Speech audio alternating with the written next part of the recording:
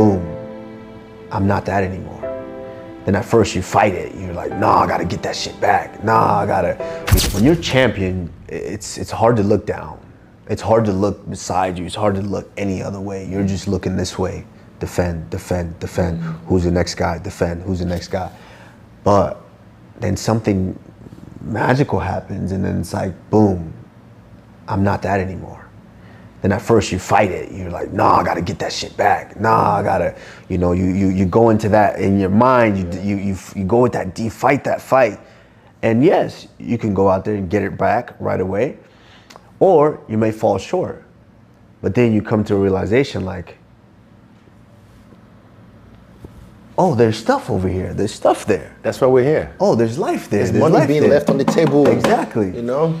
And you start to take those blinders off, and you start to see that there's things here, here, here, and here. That's a good way to put it. And now you have a little bit more time, because it's not, when you're champion, it's, I'm just working. I got to keep him off me, keep him off me, keep him off me. Yeah. But now you have a little bit more time to where, like we said, you can still fight. You can get in here and compete and do whatever you want, but you bought the luxury. You've earned the luxury. Amen. Earned. Of saying, you know what? Okay, let me do something else for a little while, but I'm still in here grinding. I'm still in here getting it in, but it's that mental grind, that mental pressure of each and every day. Oh, I have to do this and do this and do this before, unless somebody's gonna take my spot. But with that, obviously, after losing the belt, it's like lots of, I feel like you're getting calls to do this, calls to do that. I'm like, where the hell was these calls at before? They were always there. Yeah. I was just had the blinders on of defending. Focus. So with that, I didn't really want to get into the business of fighting, but then I went to Nigeria, and Nigeria leads the world in youth population. And going there, and then one night we were driving, me and Berna were driving, and it's maybe 3 a.m. on the streets, and kids on the streets. Youth did plenty, man.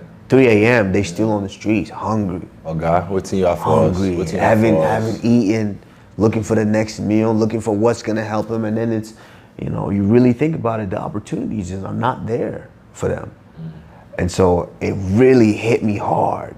Like, damn, man, we are so brilliant, we're so strong. And it's not just in Nigeria, in Ghana, in Togo, it's Tanzania, Mozambique, Uganda, all across Africa. And it's just like, all we're missing is the opportunity. And that's the thing with us is, a lot has been made about, oh, you guys immigrated, you guys, made it somewhere else. First and foremost, that wasn't necessarily our choice. No. We had great, amazing, smart parents that decided they wanted more for their lives at that time. Yeah. And they immigrated. And they gave us an opportunity for us to either take it higher. Yeah. Or not. And we did.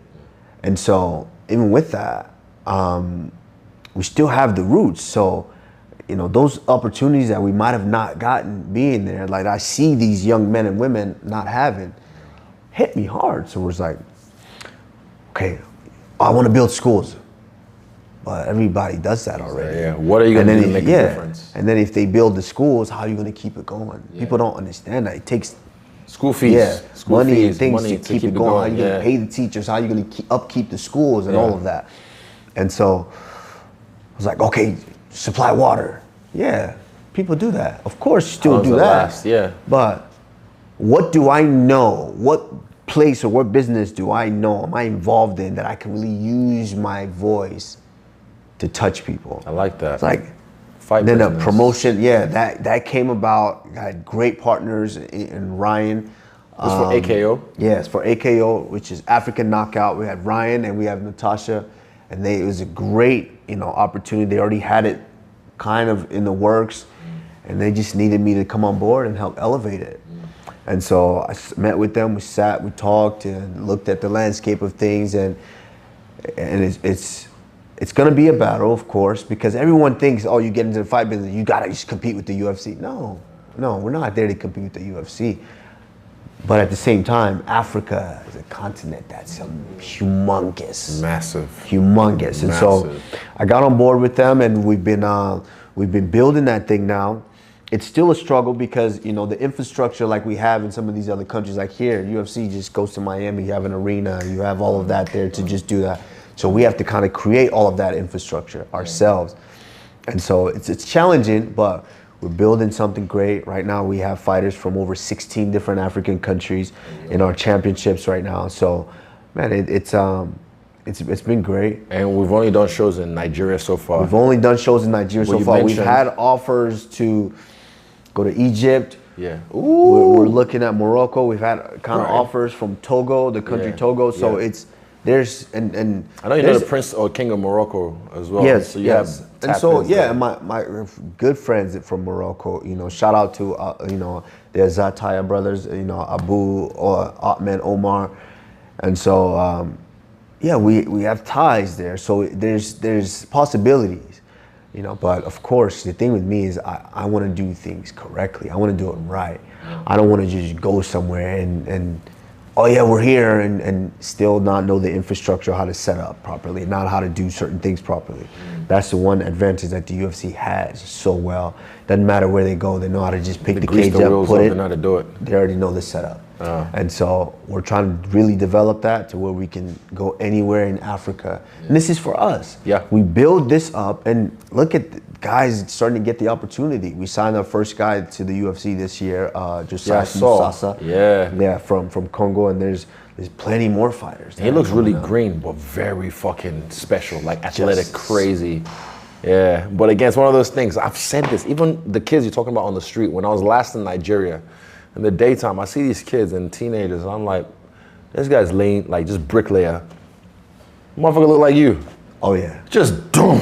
Just Francis everywhere. Bro, jacked. And it might not have the best meal plan or whatever, but he just a hard worker who knows. And I've always said this, I'm the runt of our people. Like, there's better specimens out there. Way better specimens. And now I feel like the time is coming, because right now there's always a country in MMA that runs the game. There's the Brazilians at one point, then the Americans at one point, and you know, now I think right now maybe the Dagestanis might be having a moment, but we had our moment. We had our moment. The three kings. But again, we represented, but there wasn't enough of us, because that's where we come in now. But what you're doing with AKO, you know, the way you're farming the talent, and then you pick the ones that are like, okay, you're the one, you're special, boom, boom.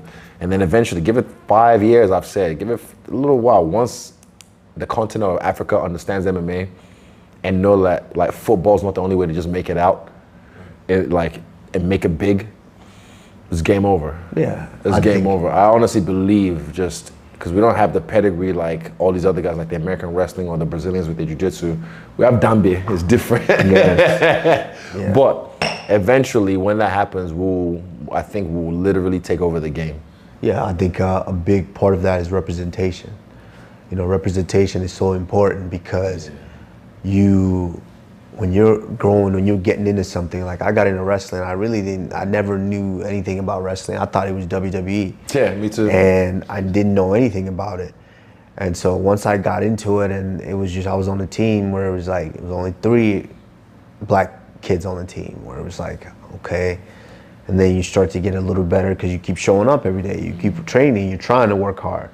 But then you get to a point where you're there a little bit, but then it's like, is there anybody that look like me here? Anyone that's gone through what I've gone through? Anyone that's feeling what I'm feeling? Then you start to do research, and you see that I'm like, oh, he looked like me. Let me see how he wrestles. Oh, he wrestles like me. Oh, he's doing this move, that move. Oh, that's why he became that champion. So you start to look, and that representation is inspiring. Yeah. So now I'm inspired, like, oh yeah, they look like me. Yeah, I can do that. And so you inspire because you let them know, like, yo, you guys can do this too.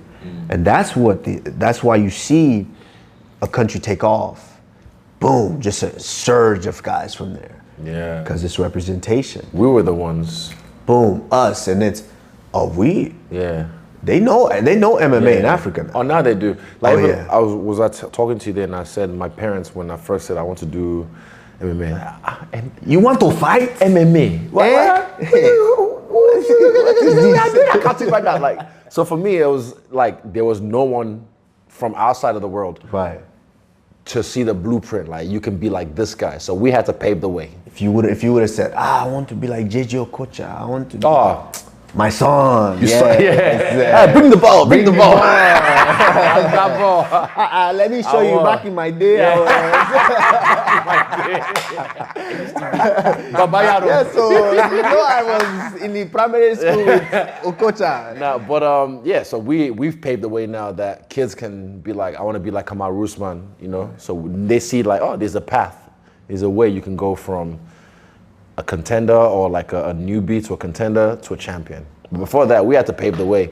And now even Drickus, credit to him, the 4th African champion, he's paving the way right now. And I'm glad he is a champion because we still have an African champion. Yes. You know, and I'll say this. It's not even controversial. I'll say this. Shad Drickus, he's the only current African champion, but something we did was special. It was different. It was the Three Kings. We did it together. Absolutely. We did it together. That's what made the Three Kings the Three Kings. Because we did it with how many fighters in the UFC from Africa, and we were champions at the same time. Wow. Francis Ngannou, Kamaru Usman, Israel Adesanya, and the whole continent could look and be like, wow, look at these giants. Look at what they're doing. And again, I mean, you're absolutely right. I mean, let's just talk about it. You know, there's no running from it. Let's talk about it. The controversial thing that happened with the whole situation. And I sum it up as this. Like it's deep. It's very, very deep. Yeah. You know, it might go over a lot of people. It might go over a lot of people's head. But even in America, there's racism here, but they don't understand the levels. It's very, very deep. But here's the situation, and this is where it rubbed me wrong because obviously I'm a black, you know, African and American, and I see how things are. I see how I'm treated. You know, race or not, doesn't matter. But this is what kind of got me is when you come in and there's 3 African kings already. Why is your mentality? Why is your whole thought process not to, man, I want to be the 4th African champion? Why is it not? I would like to be the 4th African champion. I want to be. You know, you chose to step into that limelight and come in on the direction of that guy and that guy and that guy don't live here anymore. They're not real African champions. I agree, and that's what I said. Yes, and that's the only thing that rubbed me wrong. But I do think he's a great guy. Yep. As far as LB running that I ran in with him, he's cool. He's a cool dude. He's a cool dude. Yeah. Cool Even dude. after I spotted him years ago in Thailand. Yeah. Cool dude. He and his brother as well. They chill. But yeah, I agree. It's to be honest, it's a colonial mindset. Yeah, and I want to take it off of myself. Yeah, and to take it further, you know, he might, you know, obviously when you just get done with the fight or you're doing media, you know, you might be hyped and they got that camera in front of you and you start talking, you know, and you might not be necessarily saying or meaning things the way that they come out. And especially when they start, all these clickbait people start writing, because you know they're gonna put the whole thing out there. They're just gonna clip a little piece and they think it's gonna get the hits. Yeah. And so he might have not necessarily meant it that way. Yeah. But people ran with it. Yeah. And that's the world we live in He now. doubled down. They start running with it. Yeah. And then he saw an opportunity. Yeah. You know, look, this is an ready opportunity for me to get there, to fight for that title. And he built a storyline, and he went out there, fought for the title, and, you know, power to him. And, you know, like I said, yes, we still have an African champion. You know, we've moved on from the 3 kings, but that doesn't mean we forget the 3 kings. Amen. We moved on to where now it's 4 horsemen, it's 4 Yes, African champions. Yes. You know, in history. It's part of the legacy. So, yeah. And then there'll be more. So I know there'll be more. Oh, absolutely there'll be more, because now he's inspiring a whole new crop of guys. Yeah. And so that was the whole thing about that. Yeah. And, you know, when we respond, obviously when we're in it, we in the shit. Oh yeah. When you're, Yeah, especially I'm when you're like- fighting, you feel it. The sensitivity is Oh, different, bro, I was- and so you respond when they pour gas. So you respond. You have to. Feed them. Yes, and so Yeah. you know, respect to him. I like the guy, and he's a champion, and Yep. he's still a champion, and he's defending, and He's so representing. he's representing, and he's writing the story, and he's bringing in a whole new crop of guys. So much power, much respect. It's just with power comes responsibility. Amen. And you have to understand that anything you say and the way that you say things, people are gonna grab onto it. And it could be for the better or it could be for the worst. And that topic just happens to be something that was Very for touchy. the worst, especially when you come from a place that There's a lot of division. division and that cultural sensitivity is You gotta still bring it together, there. man. You gotta bring it You have to together. be wiser in what you say. That was my only thing with that. And then when people, you know, fans start jumping in, which you Fuck just those can't guys, go bro. with fans. Honestly. It makes it tough for everybody. But everyone's trying to perform for the audience. They don't Yeah. want to look stupid or don't want to look like they're being, I don't know, owned or whatever. Yeah. So everyone had to like. I mean, it was only a couple of years ago they were killing Nigerians in South Africa. exactly. They're crazy. But, there's a funny story I have of there was a prank. There was a Uber scam that I think South Africans played on the Nigerian Ubers and just ordering Ubers. I heard about that. And then people will get there and be like, where's my customer? But couldn't find them. And then Nigerians were like, South Africans are playing tricks on Nigerian Uber drivers. Okay, we'll show you. And then they went crazy and Nigerians started to like send Uber drivers in South Africa to different locations to the point where they had to like, an Uber driver was like, I beg, please. He put a video out saying like, please, just all you Nigerians, we are brothers now. All this kind of stuff, like stop. Even, you know, we bailed them out when there was the apartheid going. Yeah, There's a history, of course, like, I looked into this it's when I did my deep. study. Like, we helped them and funded money to them to help South Africa while they were going through a crisis. It's deep. It's deep. The history of Africa is so deep. You can't even tell it all. But I'll say this, shout to Ibrahim Traoré. That guy I rock with, president of Burkina Faso. Burkina Right Faso. now, what he's doing, and I even heard he survived like, I think 18 assassination attempts. That's crazy. Yeah, I mean, 18. Obviously, he's. It seems that he's a president who wants the best for his people. In this I like land. he's young and he's a militant guy. Yeah. Don't take no shit. Doesn't And look so like when he looks you- like a gangster. When you want that, you know, it's no secret that Africa and our resources have been Exploited. are being and Milked. you know, Chinese, milked for man. so much. Everybody. And so, he's just a president that's deciding to say, you know what, I'm going to Enough stand is up for enough. my people. Yeah. I'm But what gonna happened stand to up for my Gaddafi when he people. tried that? Yeah, and, They always and come that's after the thing them. is when you start hitting some of these people that are really exploiting the country's pockets, they try to take it at any means necessary. Freedom. Yes.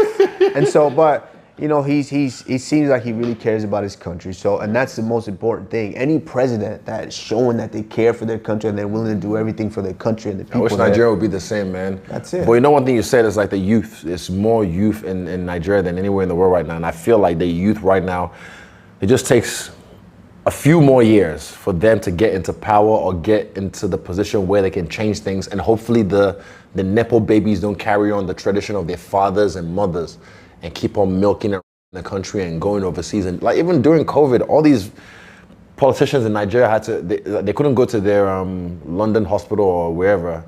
So it's like, why they should have built the hospital at home and that way be able to, you know, get things done at home than have to go and travel and do a little holiday for a little hospital checkup. You know? I mean, there needs to be a mindset switch to where we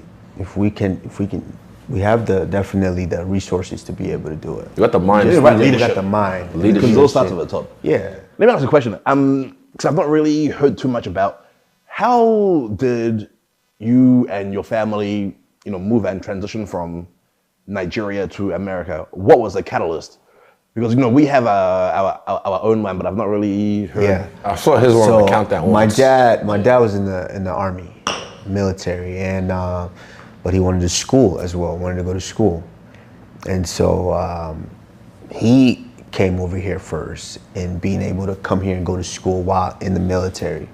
So he was going to pharmacy school while in the military. American military. Yes. Oh wow. And so then you get, I don't know exactly how the process when you apply for your family or whatnot, and you know, we all get granted the visas, so we get to come over here, and while we're here, it's first day, it was one of the only times it snowed in the state of Texas for like a decade. And that was your first day? That was the day we were landing. It was snow on the ground. I'm like, what is this white stuff?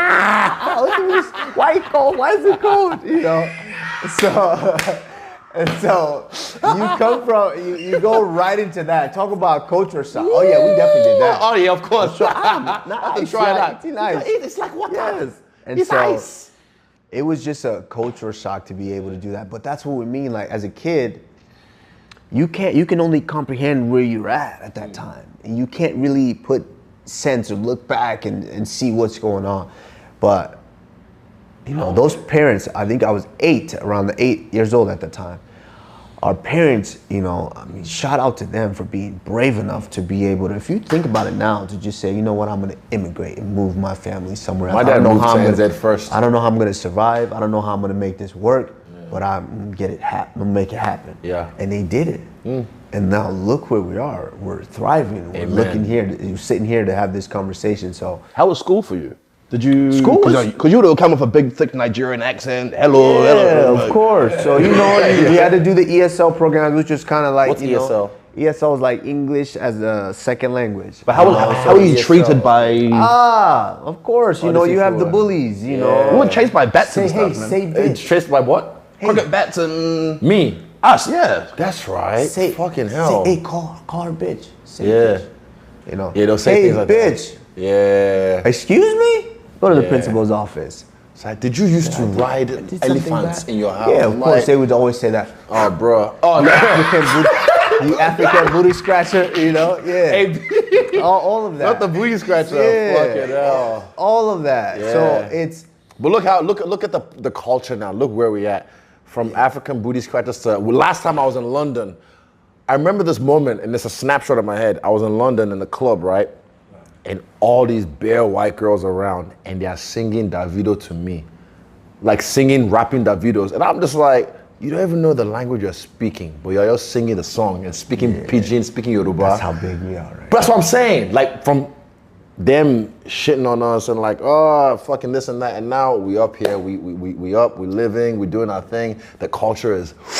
Let's talk a little bit about this to wrap it up. Is you know, I get this question all the time. Bet. And people always go, bro, why didn't you just move up and fight Izzy?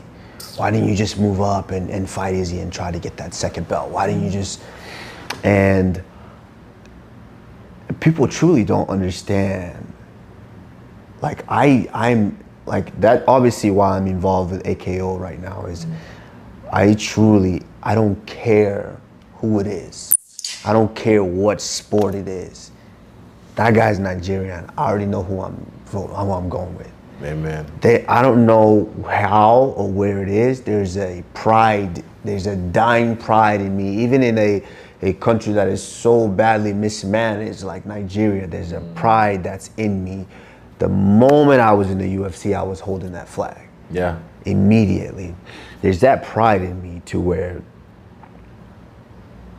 you are, it doesn't matter where you're at. Even if I've never seen you a day in my life, Nigeria, oh, that's my brother, nah, that's my guy. Cousin. We know each other. And so everyone go, wait, you should have gone up and take that belt. I was like, bro.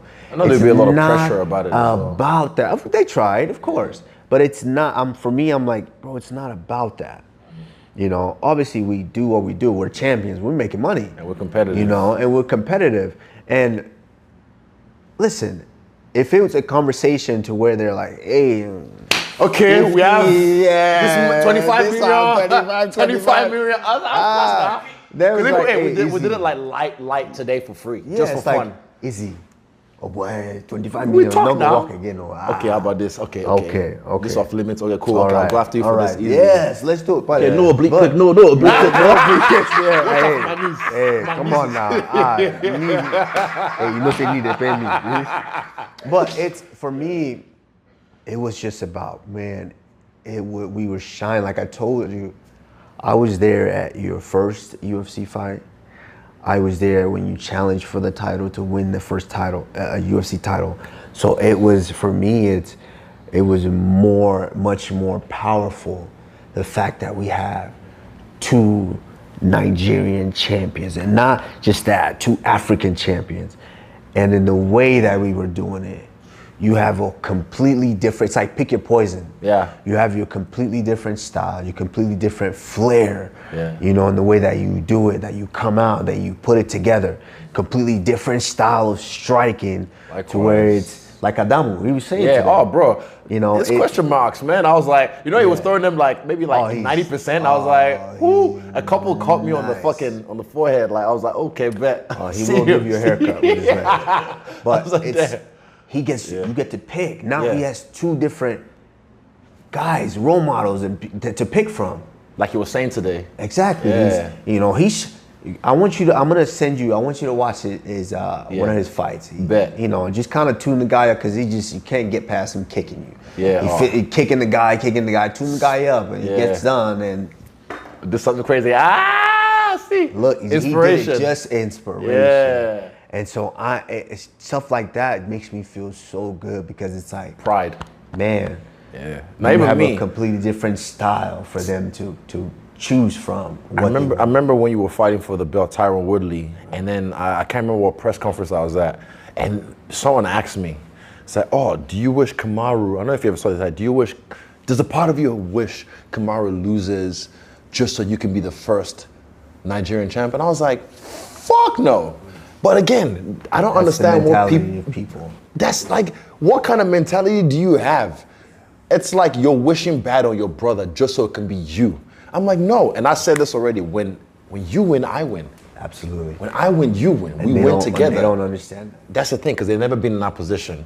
But And now, I told you, man, when you were able to when you regained that belt, I jumped up so high. I was so high. I've seen you. To where I, now I'm gonna watch it again. Look for the part where you were holding. I black out, and then I think I was sitting there like, Yeah, breathe. but really, everyone thought I was just like, I was really like, oh wait, wake up. But 6, 4, That's 3. how invested that I am in it, and truly want you to be. I mean, you are great for everything that you've done. The greatest middleweight of all time, and you've set a precedent and a record to where everyone now is going to try to come in and try to break. We have. Yes, and so it's man. God, I hear you. I bless you. Before I wrap, I need some sound bites just so I can do the vlog later on. Just for the training today. Was that the first time you guys actually put hands on each other? Ever. Right. Ever. Because for me, I was like, I knew I was coming to Miami.